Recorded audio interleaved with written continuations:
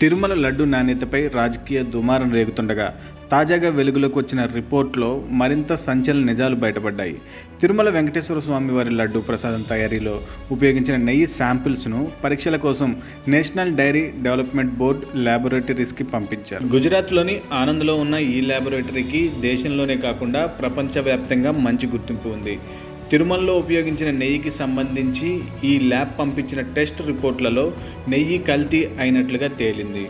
నాణ్యమైన నెయ్యి S value 95.68 నుంచి 104.32 మధ్యగా ఉండగా ఒక శాంపిల్ నెయ్యి ఎస్ వాల్యూ 19.72గా వచ్చింది.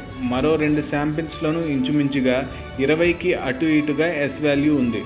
కోట్లాది మంది హిందువుల మనోభావాలతో ముడిపడి ఉన్న తిరుమల లడ్డు ప్రసాదం కోసం వినియోగించిన నెయ్యి ఈ స్థాయిలో కల్తీకి గురి అయిందా అనే అంశం ఇప్పుడు ఆందోళనకు గురి చేస్తోంది. నెయ్యి కల్తీ అయ్యిందంటే అందులో ఏం కలిపి ఉంటారనేది వెంటనే వచ్చే మరో అనుమానం. ఏ పదార్థాలు కల్తీ చేసే అవకాశం ఉందో కూడా ఎన్డీడీబీ రిపోర్ట్లో స్పష్టంగా పేర్కొన్నారు. రిపోర్ట్లోని అనెక్స్ 1లో ఏ పదార్థాలు కలిపి కల్తీ చేసేందుకు ఆస్కారం ఉందో తెలిపారు.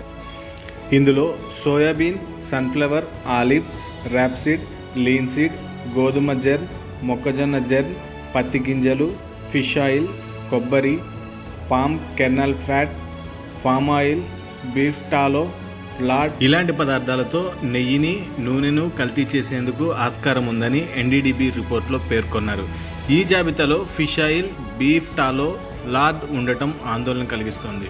బీఫ్ టాలో అనేది గొడ్డు మాంసం నుంచి తయారు చేసే పదార్థం కాగా లార్డ్ అనేది పందులు, ఇతర జంతువుల కొవ్వు నుంచి తయారు చేసే పదార్థం.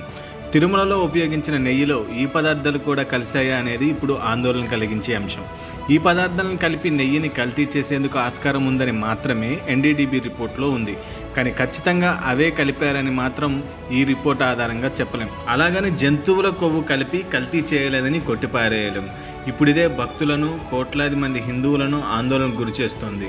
మరోవైపు గత పాలక మండలిపై వైఎస్ఆర్సీపీ ప్రభుత్వంపై టీడీపీ నేతలు సంచలన ఆరోపణలు చేస్తున్నారు. పవిత్ర పుణ్యక్షేత్రం తిరుమలలో ఇలాంటి నెయ్యిని ఉపయోగిస్తారా? దారుణంగా పురుగులు పట్టిపోతారు అంటూ టీడీపీ నేత ఆనం వెంకటరమణారెడ్డి మండిపడ్డారు.